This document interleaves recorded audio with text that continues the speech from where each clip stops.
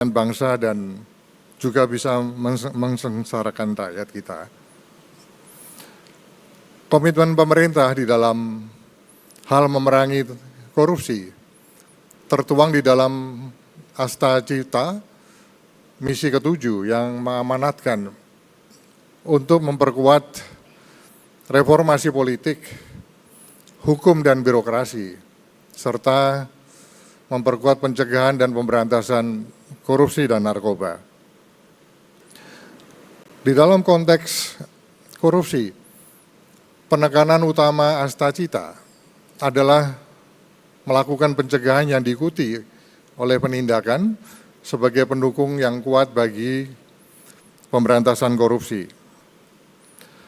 Pada berbagai kesempatan, Bapak Presiden Prabowo Subianto juga memerintahkan kepada seluruh penegak hukum untuk tidak boleh ragu-ragu dan harus tegas di dalam memberantas tindak pidana korupsi, judi online, narkoba, dan penyelundupan.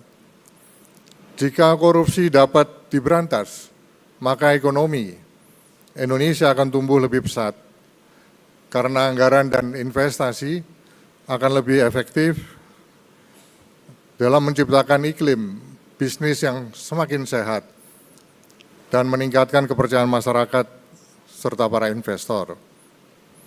Oleh karenanya, sebagai bagian dari komitmen pemerintah di dalam pemberantasan korupsi, Kemenko Polhukam berserta Jaksa Agung, Kapolri, dan Kementerian Lembaga terkait lainnya terhitung sejak tanggal 4 November tahun 2024 telah membentuk Des Pencegahan dan Pemberantasan Tindak Pidana Korupsi dan Perbaikan Tata Kelola.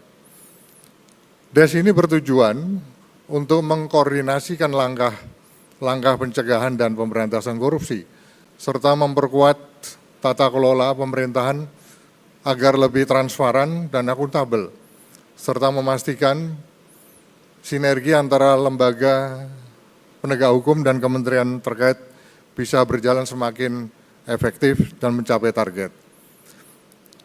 Hadirin sekalian yang saya hormati, salah satu strategi utama pemberantasan korupsi yang telah terbukti efektif adalah dengan terus-menerus melakukan perbaikan pada proses tata kelola pemerintahan melalui digitalisasi dan reformasi sistemik pada aspek birokrasi pemerintah.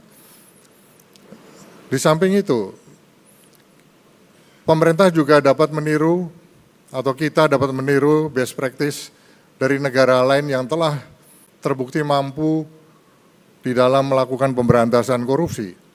Sebagai contoh, di Finlandia menggunakan big data analitik di dalam melakukan deteksi pola korupsi yang sering digunakan sehingga dapat dilakukan policy review untuk menutup celah-celah tersebut.